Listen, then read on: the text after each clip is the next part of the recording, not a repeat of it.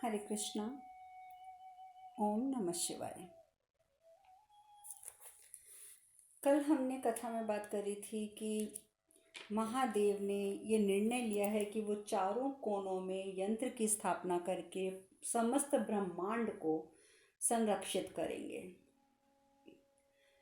महादेव चाहते तो वो अघोरा बनकर तो चलो वो कर रहे हैं क्रियाएं, लेकिन अगर महादेव चाहते तो वो मणि को या मल्ला को दंड दे सकते थे, परंतु वो नहीं दे रहे हैं। सिर्फ ये सोचकर नहीं दे रहे हैं कि उन्हें उन्हीं की भाषा में समझाना आवश्यक है और उनको समझ भी वही भाषा आएगी।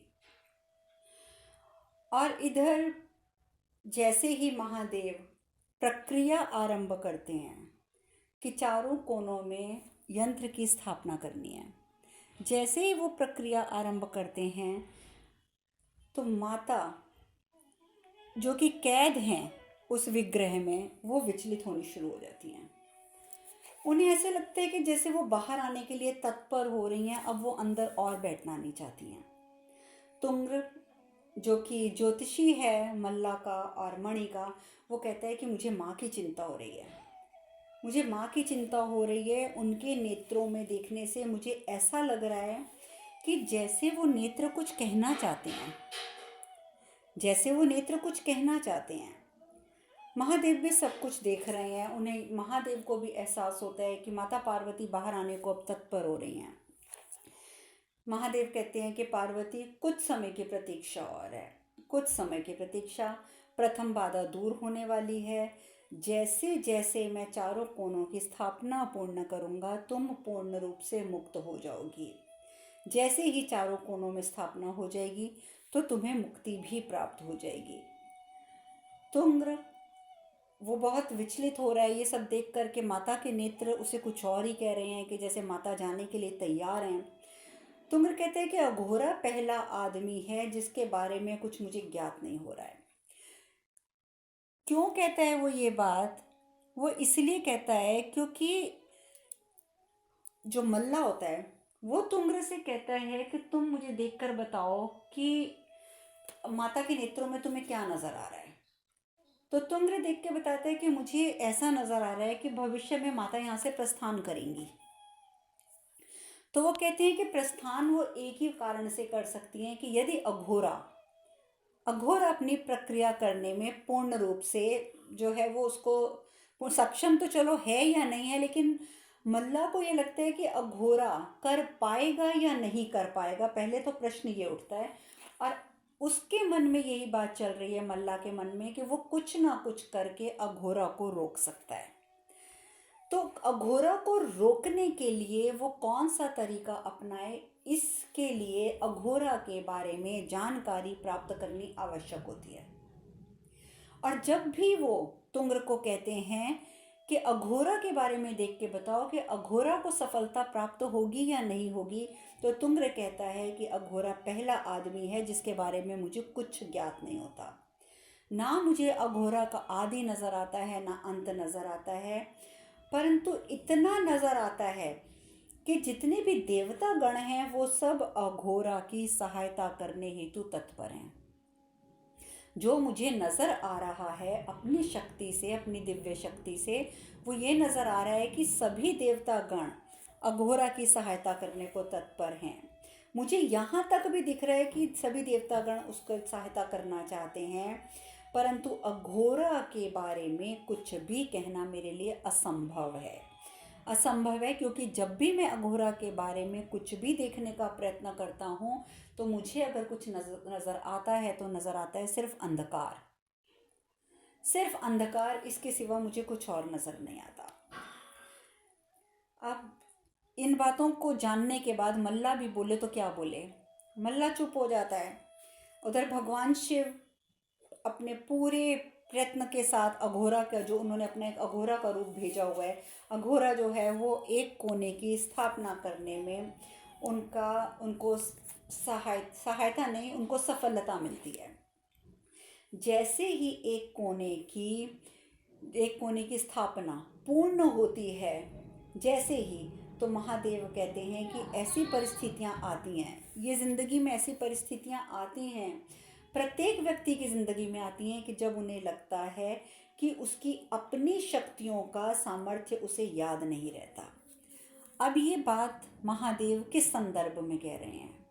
ये बात महादेव कह रहे हैं माता पार्वती के संदर्भ में, क्योंकि महादेव ने जैसे ही पहले कोने की स्थापना करी, उन्हें ये तो नज़र आ रहा था कि अब माता पार्वती जो हैं वो विचलित हो रही हैं बाहर आने के लिए।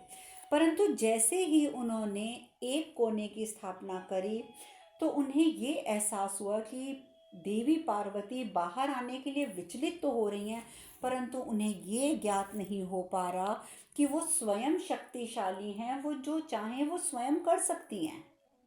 ये बात तो सत्य है कि जिस यंत्र में उन्हें कैद किया गया है, बंदी बनाया गया है, वो यंत्र उनकी सभी शक्तियों को अवशोषित कर रहा है।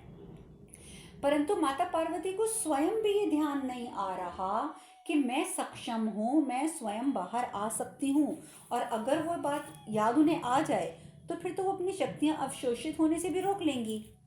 लेकिन यही बात देवी पार्वती को याद नहीं आती। इसीलिए महादेव कहते हैं कि ऐसी परिस्थितियाँ आती हैं जब व्यक्ति अपनी शक्तियों को, अपने सामर्थ्यों को भूल जाता है।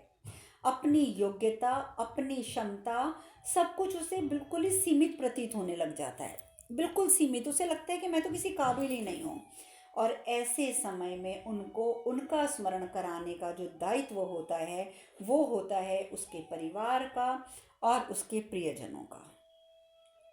उसके परिवार और उसके प्रियजनों का ये दायित्व होता है कि वो याद करवाएं कि नहीं, तुम कमज़ोर नहीं हो, तुम सक्षम हो, तुम सक्षम हो और तुम सब कुछ करके रहोगे।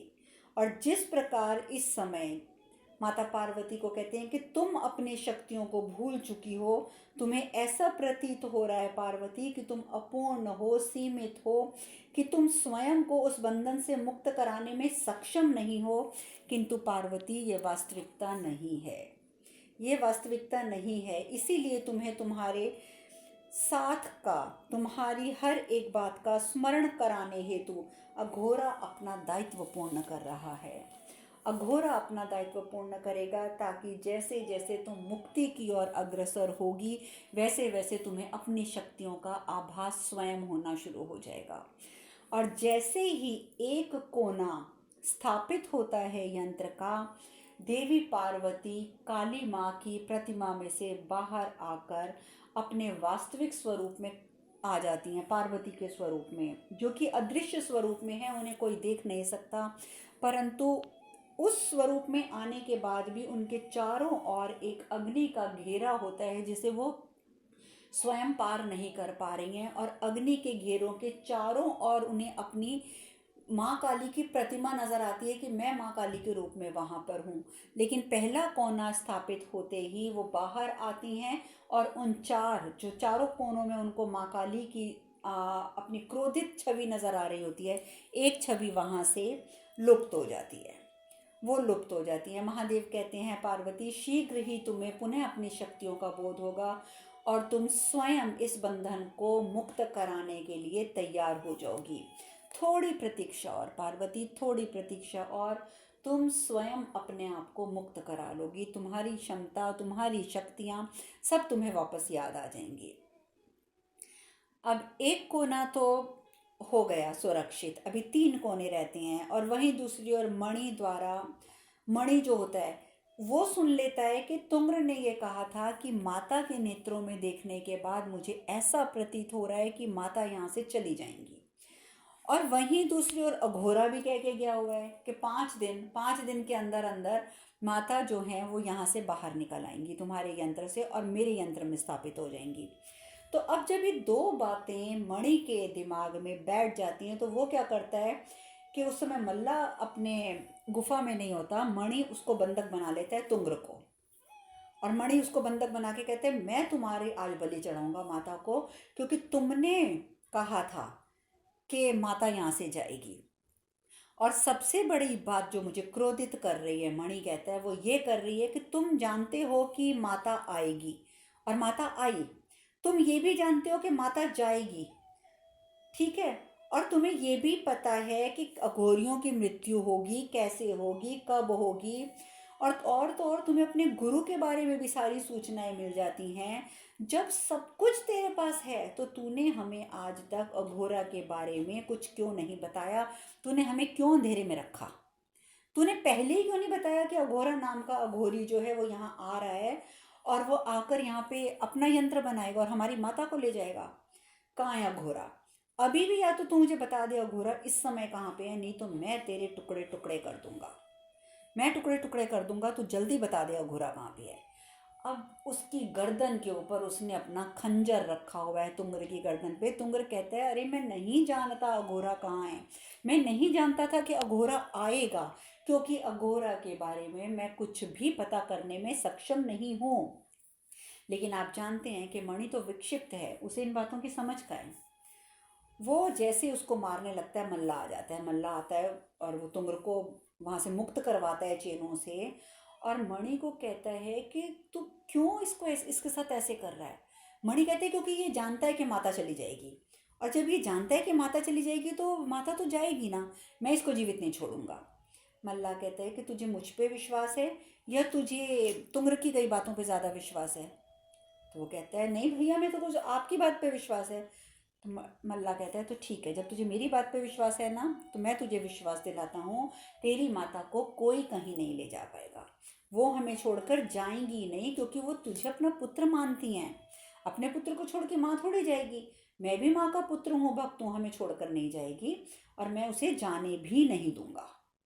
ये कह के वो मणि को शांत कराता है, तुंगर को खोलता है, तुंगर से क्षमा मांगता है कि मैं क्षमा मांगता हूँ तुंगर, तुम जानते हो कि मेरा भाई विक्षिप्त है, तो भविष्य में ऐसा नहीं होगा, लेकिन अभी आप इसको क्षमा कर दो। खैर तुंगर को बचा लेता है। उधर कार्तिकेय कार्तिकेय अकेला खड़ा खड़ा गणेश जी के साथ अकेले में खड़े हुए कहता है, कार्तिकेय कहते हैं कि देखो गणेश, अत्यंत बलशाली, ये मैं अपने लिए कह रहा हूँ कि अत्यंत बलशाली देवताओं का सेनापति मैं, यानी कि कार्तिकेय, मेरे पास हर प्रकार की क्षमता है। मैं बड़े से बड़े दैत्यों का वध कर सकता हूँ, मैं बड़े से बड़े किसी का भी वध कर सकता हूँ, और मैं इतना इस समय अपने आप को असहनीय महसूस कर रहा हूँ, इतना मैं अपने आप को निर्बल महसूस कर रहा हूँ कि मैं इतना बड़ा योद्धा होते हुए भी अपनी माँ की सहायता नहीं कर पा रहा हूँ। मैं अपनी माँ की सहायता नहीं कर पा रहा। तभी गणेश जी कहते हैं कि ऐसा क्यों कह रहे हो भैया, मैं भी तो प्रथम पूज्य हूँ ना, मैं भी तो प्रथम पूज्य हूँ, मैं भी तो विघ्न हरता हूँ, लोगों के विघ्न हरता हूँ, सबके ही विघ्न हरता हूँ, परंतु अपने ही परिवार के लिए, अपनी ही माँ के लिए मैं कुछ नहीं कर पा रहा। मैं भी तो कुछ नहीं कर पा रहा। महादेव आ जाते हैं। महादेव दोनों की बात सुनते हैं, कहते हैं पुत्रों, क्योंकि इस समस्या का समाधान स्वयं पार्वती के पास है। पार्वती को अगर सिर्फ मुक्त कराना होता ना, तो मैं वो कब का करा चुका होता, मैं इतनी प्रतीक्षा ही ना करता। किंतु ये पार्वती के वचन हैं कि वो अपनी इच्छा से कैलाश से गई हैं और अपनी इच्छा से ही कैलाश पर वापस लौटेंगी, तो मुझे उनके इन वचनों का मान रखना है। मैंने इन वचनों का मान रखना है, इसीलिए मैं धीरे धीरे प्रयास कर रहा हूँ, क्योंकि अभी पार्वती की इच्छा पूर्ण रूप से नहीं हुई कैलाश लौटने की। महादेव कहते हैं कि मनुष्य हो या देवता, वचन शरीर से नहीं मन से दिया जाता है, और वचन जो है वो आत्मा की वाणी होती है, और इसमें किसी भी प्रकार का हस्तक्षेप करना उचित नहीं होता। और यदि पार्वती ने ये कहा है कि वो अपनी इच्छा से आएगी, तो हमें वचन का मान रखते हुए प्रतीक्षा करनी ही होगी, हम उसमें हस्तक्षेप नहीं करेंगे। कार्तिकेय जी बोलते हैं पिताजी, आप भी तो उस यंत्र की स्थापना कर रहे हैं, प्रयास तो आप भी कर रहे हैं, तो फिर आप ये क्यों कह रहे हैं कि हम हस्तक्षेप नहीं कर सकते? आप मेरी बात को अन्यथा मत लेके जाइएगा पिताजी, परंतु यंत्र बनाकर प्रयास तो आप भी कर रहे हैं ना। महादेव कहते हैं कार्तिकेय, उस यंत्र का उद्देश्य पार्वती को वापस लाना नहीं है, अपितु केवल मल्ला और मणि द्वारा बनाए यंत्र से उसे मुक्त कराना है, क्योंकि उस यंत्र में मल्ला मणि ने पार्वती को बंदी बना लिया है, और वो यंत्र तुम्हारी माता की समस्त शक्तियों को अवशोषित करता जा रहा है। वो स्वयं उसमें से मुक्त नहीं हो सकती हैं। वो कैलाश आएंगी वो एक दूसरा विषय है, परंतु मेरा जो कारण है वो उसे उस यंत्र से निकालना है, उस यंत्र से मुक्त कराना है। और ये अति आवश्यक भी है पुत्र, अति आवश्यक है। महादेव कहते हैं आवश्यक इसलिए है क्योंकि जिन परिस्थितियों में यंत्र श्रृंखला में मल्ला और मणि ने तुम्हारी माँ को बांध लिया है ना, भविष्य में ऐसी ही विकृत मानसिकता वाले लोग जो होंगे, गलत मानसिकता वाले व्यक्ति ऐसे बहुत होंगे, और वो फिर से अलग अलग देवी देवताओं के साथ भी ऐसा करने का प्रयास करेंगे। आज तो मल्ला और मणि ने तुम्हारी माँ के साथ किया है क्योंकि वो बहुत बड़े तांत्रिक बन गए हैं, परंतु भविष्य में कुछ लोग देवताओं के साथ भी ऐसे करेंगे और उस समय करने का प्रयास करेंगे, और उस समय मेरे इस यंत्र की शक्तियाँ उन्हें ऐसी नकारात्मकता से और विनाशकारी शक्तियों से मुक्त रहने का, बच कर रहने का बल प्रदान करेंगी। इसीलिए मैं अपना यंत्र बनाकर चारों कोनों में स्थापित कर रहा हूँ। लेकिन जहाँ तक कैलाश लौटने का निर्णय है, वो पूर्णता पार्वती का अपना होगा, उसमें मैं कुछ नहीं कर सकता। मैं सिर्फ उसे बाहर निकालूंगा निकालूंगा निकालूंगा। इस प्रकार महादेव के द्वारा सारी बात सुनकर कि यंत्र बनाने का जो उद्देश्य है वो मात्र इतना है कि भविष्य में कोई भी तांत्रिक किसी भी देवी देवता या जैसे माता पार्वती के काली स्वरूप को कैद किया गया है, ऐसा ना कर पाए, और देवी देवताओं को अपनी सुरक्षा हेतु अपने आप को इन तांत्रिकों की तांत्रिक क्रियाओं से बचाने हेतु जो कुछ भी उन्हें शक्तियों की आवश्यकता होगी वो उन्हीं शक्तियों के द्वारा मुक्त रहने में वो उनको बल मिलता रहेगा। ये बातें समझ जाते हैं कार्तिकेय जी भी, गणेश जी भी, और महादेव ने ये भी कह दिया कि कैलाश लौटने का निर्णय तो पूर्ण रूप से पार्वती का स्वयं का होगा, उसमें मैं कुछ नहीं कर सकता। परंतु ये बातें सुन के गणेश जी कहते हैं, किंतु पिताजी हम क्या करें, आप हमें ये बता दीजिए कि हम क्या करें, इस पूर्ण प्रक्रिया में हम अपना योगदान कैसे दें। क्योंकि हम भी चाहते हैं पिताजी कि हम भी ऐसा कुछ करें कि माँ का हृदय जल्दी ऐसा हो कि वो हमारे पास आए।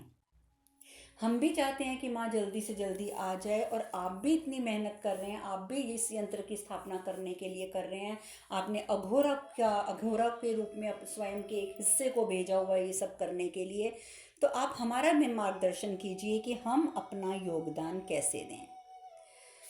महादेव कहते हैं तुम्हें अपना कर्तव्य निभाना है पुत्र, तुम्हें भी अपना योगदान देना है, तुम्हें भी अपने कर्तव्यों का निर्वाह करना है। देखो पुत्र, पार्वती कैलाश से दूर है और इसीलिए पार्वती का मन अशांत है और दुख से परिपूर्ण है। वो बेशक किसी भी अवस्था में यहाँ से गई है, लेकिन उसके मन में दुख है, उसके मन में अभी बहुत दुख है। पुत्र, यदि तुम पार्वती के विभिन्न स्वरूपों की आराधना करो, महादेव कहते हैं कि यदि तुम पार्वती के विभिन्न स्वरूपों की आराधना करो तो उन्हें सुख, शांति और संतोष की अनुभूति होगी। तुम्हारी माता को सुख शांति की अनुभूति होगी, संतोष की अनुभूति होगी, और इसके फलस्वरूप पार्वती कैलाश लौटने का कोई ना कोई मार्ग भी स्वयं ढूंढ लेगी। ये भी मैं जानता हूँ। तो यदि तुम अपने कर्तव्य का पालन करना चाहते हो पुत्र, तो तुम ये करो। तो गणेश जी कहते हैं कि माँ के कौन कौन से रूप में पिताजी जिनकी आराधना करने से माँ को संतोष प्राप्त होता है, आप हमें बताइए, हम अवश्य आराधना करेंगे माँ की। महादेव कहते हैं देखो पुत्र, पार्वती के कई स्वरूप हैं, किंतु उसके 9 रूप ऐसे हैं जिनकी आराधना करने से उससे अत्यंत प्रसन्नता होती है। और आप सब भी जानते हैं कि नवरात्रों में हम माता के 9 रूपों की ही आराधना करते हैं। बाकी जो उनके और रूप हैं, 10 विद्याएं हैं जो हम गुप्त नवरात्रों में करते हैं, वो सब चीज़ें अलग हैं। परंतु अगर हम नवरात्रों में जो पूजन करते हैं वो हम माता के 9 रूपों का करते हैं। उन्हीं 9 रूपों का के बारे में महादेव यहाँ पे गणेश जी को और कार्तिकेय जी को बता रहे हैं। कार्तिकेय जी को तो एक बार पहले भी उन्होंने माता के 9 रूप दिखाए थे, आप लोगों को अगर कथा में स्मरण हो तो। तो इस प्रकार परंतु गणेश जी ने नहीं देखे थे, इसीलिए आज महादेव गणेश जी को भी बताते हैं कि तुम्हारी माता के वो 9 रूप जिनकी आराधना से उसे सबसे ज़्यादा प्रसन्नता होती है, वो है शैलपुत्री, ब्रह्मचारिणी, चंद्रघंटा, कुष्मांडा, स्कंद माता, कात्यायनी, कालरात्रि, महागौरी और सिद्धिदात्री। ये 9 रूप हैं। यदि इन 9 रूपों की तुम आराधना करोगे तो तुम्हारी माँ को शांति प्राप्त होगी और वो कैलाश लौटने का मार्ग भी ढूंढेगी। कार्तिकेय जी कहते हैं कि माँ के इन 9 रूपों की आराधना हम अवश्य करेंगे पिताजी, हम अवश्य करेंगे। तो गणेश जी कहते हैं जी पिताजी, हम पूरे मन से पूर्ण श्रद्धा से माँ के इन 9 रूपों की आराधना करेंगे, आप हमें आशीर्वाद दीजिए। महादेव कहते हैं पुत्र, पार्वती को प्रसन्न करने हेतु जब भी कोई इस प्रकार से प्रार्थना करता है और खासकर उसके 9 रूपों की आराधना करता है तो आशीर्वाद वो तो बिना मांगे ही मिल जाता है। उसके मन में विचार ही जैसे आता है ना कि उसने 9 रूपों की आराधना करनी है माँ की, तो अपने आप ही आशीर्वाद प्राप्त हो जाता है। तो तुम लोगों को अब किसी आशीर्वाद की जरूरत नहीं है, सारे आशीर्वाद तुम्हें मिल गए। अब यहाँ पर दोनों पुत्र मिलकर माता पार्वती को प्रसन्न करने हेतु माता के 9 रूपों की आराधना की तैयारी शुरू कर देते हैं। और वहीं पे मणि वो बहुत रो रहा है, गुस्से में भी है, रो भी रहा है, क्योंकि वो तुंग्र को मारना चाहता था और मल्ला ने तुंग्र को मारने नहीं दिया। तो भोजन नहीं करता, कहता मुझे नहीं खाना, परंतु मल्ला अपने भाई को बहुत प्रेम करता है। मल्ला अपने हाथों से उसको भोजन कराता है, कहते तू दुखी क्यों हो रहा है, तू दुखी मत हो क्योंकि मैं तुझे दुखी नहीं देख सकता हूँ। और मणि तुझे चिंता करने की जरूरत क्या है, चिंता करने की जरूरत क्या है? तुझे क्या लगता है कि अघोरा जो है वो चारों कोनों में स्थापना कर लेगा? अरे वो नहीं कर सकता। अगर उसने एक जगह स्थापना कर भी ली तो तू क्या सोचता है कि उससे सारी जगह सफलता मिल जाएगी? नहीं मणि, नहीं। मुझे ये पता है कि इस समय अघोरा कहाँ पर है। और ये भी मैं तुझे बता दूं, सुन मेरे भाई, अघोरा इस समय एक बहुत ही गहरे और भयानक जंगल में गया है, और जहाँ पर वो जंगल इतना घना है कि वहाँ पर मनुष्य तो क्या, पशु भी जीवित नहीं रह सकते हैं। क्योंकि वहाँ पर जो लोग रहते हैं, यानी कि वहाँ कुछ आदिवासी तरीके के लोग रहते हैं जो बिल्कुल मनुष्यों और जानवरों को पसंद नहीं करते, वो किसी भी प्रकार का अतिक्रमण जो है स्वीकार नहीं करते हैं। और यदि किसी ने ऐसा किया तो उसका परिणाम सिर्फ एक होता है, मृत्यु, मृत्यु। तो इसीलिए जिस स्थान पर अघोरा को स्थापना करनी है ना, मतलब जिस दूसरे कोने पर स्थापना करनी है, वो तो माता की छोटी छोटी मूर्तियों की स्थापना कर रहे हैं, जहाँ पे मूर्तियाँ पहले से हैं लेकिन वो ऐसे ही पड़ी हुई हैं, और अघोरा अपने यंत्र की सहायता से वहाँ पर स्थापना कर रहा है। तो उस मूर्तियों की स्थापना हेतु जिस कोने में अब जाना है ना अघोरा को, वहाँ वो जीवित नहीं पहुँच सकता मणि, वो जीवित नहीं पहुँच सकता। तो तू क्यों रो रहा है, क्यों चिंता कर रहा है? तो ये बातें सुनकर मणि प्रसन्न हो जाता है। तो फिर अर्थात भैया माता कहीं नहीं जाएगी ना, माता हमें छोड़कर नहीं जाएगी ना भैया।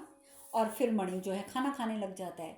अब देखिए मणि विक्षिप्त है, लेकिन उसकी इस विक्षिप्तता में भक्ति बहुत है।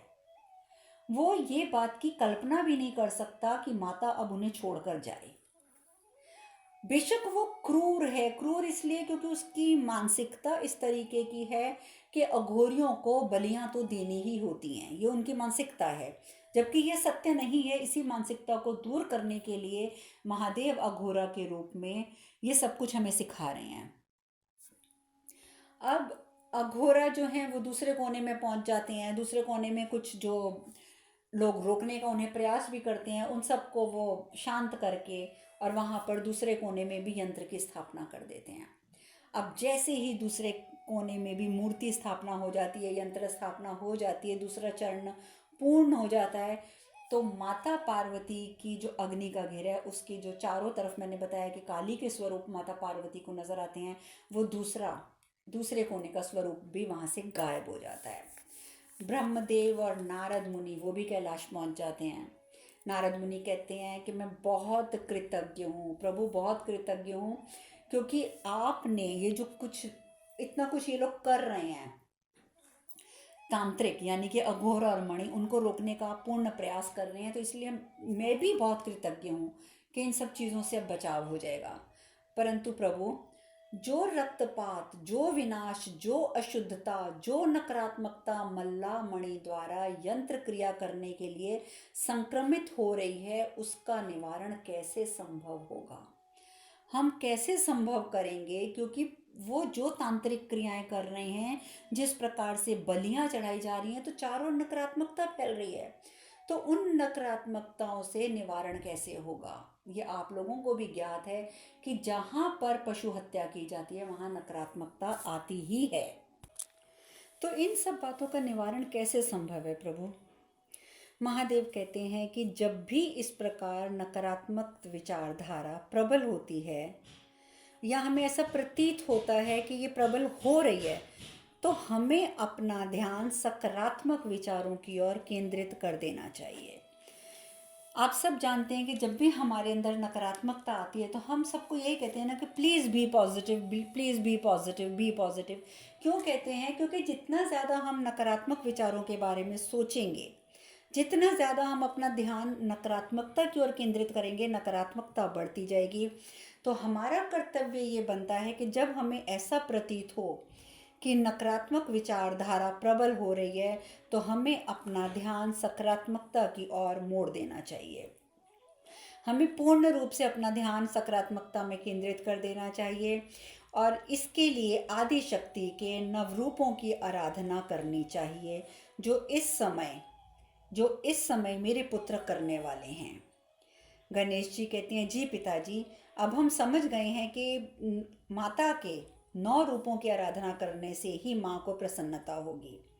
महादेव कहते हैं, और इस प्रकार सभी की ऊर्जा जब सकारात्मक विचारों की ओर अग्रसर होगी, तो जहाँ पर नकारात्मकता अपना असर दिखा रही है, नकारात्मकता का असर धीरे धीरे लुप्त होना शुरू हो जाएगा। हम क्यों कहते हैं सामूहिक मेडिटेशन करो, सामूहिक रूप से आप कीर्तन करो? इसीलिए क्योंकि जब बहुत सारे लोग मिलकर एक साथ सकारात्मक विचार प्रस्तुत करते हैं, तो अगर उस जगह पर कोई नकारात्मकता होती भी है तो उसे खत्म होना पड़ता है, उसे खत्म ही होना पड़ता है। गणेश जी कहते हैं कि हम 9 रूपों की आराधना आरंभ करने वाले हैं और बहुत शीघ्र आरंभ करने वाले हैं। ब्रह्मदेव कहते हैं, किंतु गणेश, ये कोई साधारण अनुष्ठान नहीं है। जो भी इसमें सम्मिलित होंगे उन्हें उपवास के साथ साथ कड़े नियमों का पालन भी करना होगा, तब जाकर यह अनुष्ठान सफल होगा। गणेश जी कहते हैं, ब्रह्मदेव, माँ के लिए हम जो भी करेंगे उससे हमें परमानंद की अनुभूति होगी, और इसीलिए हम पूर्ण श्रद्धा से और सभी नियमों का पालन करते हुए माँ की आराधना शुरू करेंगे। और इसके लिए देखिए कौन आ रहा है, और देखते हैं सामने से सप्तऋषि आ रहे होते हैं। सप्तऋषि आ रहे होते हैं तो भृगु जी आते ही महादेव को प्रणाम करके कहते हैं, प्रभु, ये हमारे लिए बड़े ही सम्मान की बात है कि जो हमें कैलाश पर आयोजित प्रथम यज्ञ में सम्मिलित होने का अवसर प्राप्त हुआ। क्या बोला है भृगु जी ने? प्रथम यज्ञ में, क्योंकि उससे पूर्व कैलाश में कभी यज्ञ नहीं हुआ था। नारद जी जब सुनते हैं तो हैरान हो जाते हैं, यज्ञ, और वो भी कैलाश पर? कैलाश पर यज्ञ की कल्पना तो मैंने कभी नहीं करी थी। कैलाश पर यज्ञ कैसे होगा? अब महादेव इसका क्या उत्तर देते हैं कि कैलाश पर यज्ञ क्यों होगा और महादेव क्या सोचते हैं यज्ञ के बारे में, ये चर्चा हम कल करेंगे। आज हम यहीं विश्राम लेंगे। हरे कृष्ण कृष्ण कृष्ण हरे हरे, हरे राम राम राम हरे हरे। आप सब खुश रहें, सुखी रहें, स्वस्थ रहें। हरे कृष्णा। ओम नमः शिवाय, ओम नमः शिवाय, ओम नमः शिवाय। Bye bye.